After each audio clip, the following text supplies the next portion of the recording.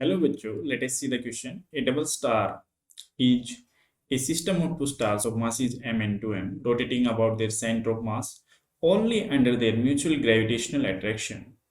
If r is the separation between these two stars, then their time period of rotation about their center of mass will be proportional. Okay. So हमें यहाँ पे time period का relation बताना है। हमें यहाँ क्या बताना है? टाइम पीरियड का रिलेशन कि वो आर के और एम के कैसे प्रोपोर्शनल रहेगा। ठीक है, सो क्वेश्चन को सोल्व करते हैं। सो देखो, हमारे पास टू मासेज है, एम और 2m। सो ये हमारा मास m हो गया, ये हमारा मास 2m। सो हम यहाँ पे सेंटर ऑफ मास निकाल लेते हैं। ठीक है, सो इनके बीच की डिस्टेंस दे रखी है r। सो इसको मैं ओरिजिन पे मान लेता हूँ। ठीक है, ये 0 0 हो जाएगा। सो जो सेंटर ऑफ मास होगा हमारा, आर सेंटर ऑफ मास, वो हो जाएगा m into 0 plus 2m into r. Okay,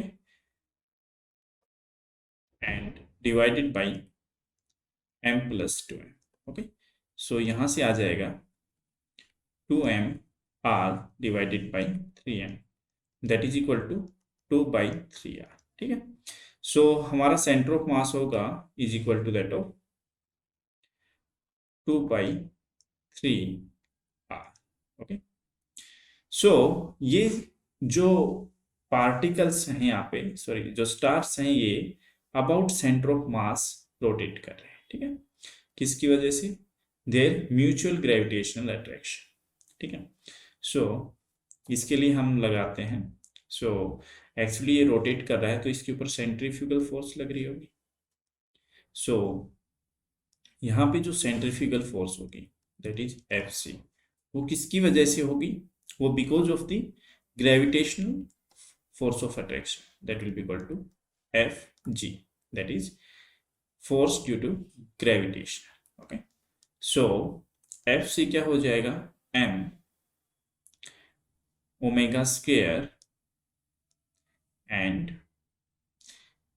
the distance between this mass and the center of mass। okay, actually it is rotating about the center of mass, so here the distance of this mass and from that of the center of mass is 2/3r, so here we will write 2/3r। okay, that will be equal to, यहाँ पे gravitational force क्या होगा दोनों masses के बीच में? वो होगा g m into 2m divided by distance कितना है दोनों के बीच में? r, सो r स्क्वायर। ठीक है, सो एक m कैंसिल हो जाएगा यहाँ पे। ठीक है, सो ओमेगा को क्या लिख सकते हो? एंगुलर वेलोसिटी है, सो इसको आप 2π/t लिख सकते हो। ठीक है, सो 2π/t का square that is equal to, यहाँ पे 2 से 2 कैंसिल हो जाएगा, ये 3 जाएगा उस साइड, और g into m divided by, यहाँ पे r स्क्वायर है, r को दूसरी साइड ले जाओगे डिवीजन में आएगा, सो r³। ठीक है, सो यहाँ से अब हम इसको लिख सकते हैं t/2π इसका square that is equal to r³ divided by 3gm। Okay, so देखो ये हो गया t स्क्वायर और डिवाइडेड बाई 4π स्क्वायर होगा, बट 2π का स्क्वायर को हम दूसरी साइड ले जाएंगे, सो ये हो जाएगा 4π square divided by 3g into r³/m। So actually यहाँ पे 4 कांस्टेंट है, पाई कांस्टेंट है, 3 कांस्टेंट है और g कांस्टेंट है। ठीक है, सो ये तो एक कांस्टेंट है, बट हमें बताना कि किसके प्रोपोर्शनल होगा।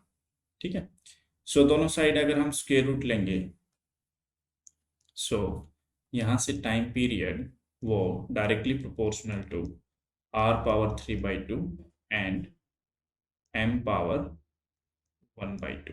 ओके, और इसको हम लिख सकते हैं r⁻3/2 इंटू, ये डिवीजन में है, सो इसको हम लिख सकते हैं m⁻−1/2। ठीक है, so directly proportional to that of r power 3/2 and m power -1/2। ठीक है, ये दोनों ऑप्शन करेक्ट हो गए। I hope you got the answer of your question. Best of luck.